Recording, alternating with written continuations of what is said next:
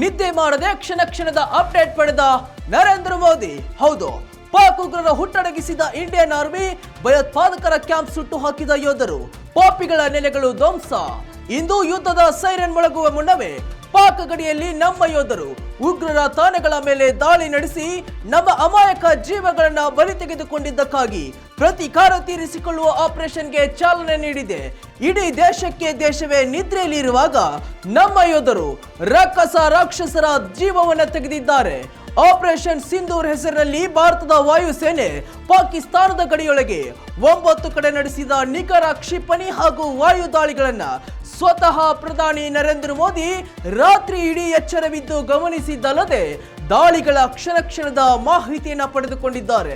ನಿನ್ನೆ ರಾತ್ರಿಯವರೆಗೂ ಯುದ್ಧದ ಯಾವುದೇ ಸುಳಿವು ಕೊಡದೆ ಇತರ ಕಾರ್ಯಕ್ರಮಗಳಲ್ಲಿ ವ್ಯಸ್ತರಾಗಿದ್ದ ಪ್ರಧಾನಿ ಮೋದಿ ರಾತ್ರಿ 10ರ ಬಳಿಕ ಸೇನಾ ಮುಖ್ಯಸ್ಥರ ಜೊತೆಗೆ ನಿರಂತರ ಸಂಪರ್ಕದಲ್ಲಿದ್ದು ಮಾಹಿತಿ ಪಡೆಯುತ್ತಿದ್ದರು ಎಂದು ಇದೀಗ ಗೊತ್ತಾಗಿದೆ.